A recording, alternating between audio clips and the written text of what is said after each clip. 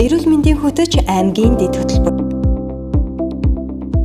Энэхүү хөтөлбөрийн зорилго нь салбар дундын хамтын ажиллагааг өргөжүүлэн хүн амын эрсдэлт зан үйлийг бууруулах, эрүүл зан үйлийг төлөвшүүлэхэд дэмжлэг үзүүлэх замаар зохилон тохиолдож буй өвчлөлийг бууруулж дундаж наслалтыг уртасгахад оршино. Тус хөтөлбөрийн хүрээнд төрийн ба төрийн бус байгууллага аж ахуйн нэгжирэгдэд эрүүл зан үйл төлөвшүүлэх, эрүүл мэндийг дэмжигч орчин бүрдүүлэх үйл ажиллагаанд шийдвэр гаргагчдын оролцоог нэмэгдүүлэх. Сургуулийн өмнөх нас болон сургуулийн насны хүүхдүүдийн эрүүл мэндийн боловсролыг дэвшлүүлж, эрүүл аж төрөх зан үйлийг төлөвшүүлэх. Нөхөн өвчгөн эрүүл мэнд, халдварт болон халдварт бус өвчлөл, осол гэмтлээс урьдчилан сэргийлэх зан үйлийг төлөвшүүлэх, эрүүл мэндийг дэмжих хөдөлгөөн өрнүүлэх.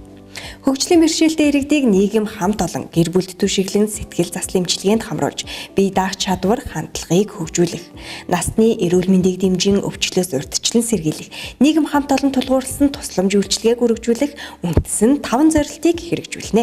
Эрүүл мэндийн хөтөч аймгийн дэд хөтөлбөрийг хэрэгжүүлснээр хүн амын эрүүл мэндийн боловсролын түвшин нэмэгдэж, халдварт бус өвчний эрсдэлт хүчин зүйлсийн түвшинг тогтоох судалгаа хийгдсэн байна.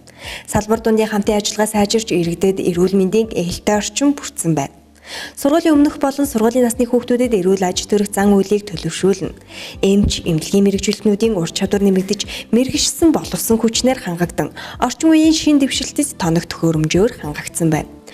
Настанд үзүүлж буй тусламж үйлчилгээний төрөл нэмэгдэж, чанар хүртээмж сайжирсан байна. Эмч нарын ур чадвар дээшилж, эрүүл мэндийн сайн дурын туслагч нарын үйл ажиллагаа тогтмолцсон байх юм.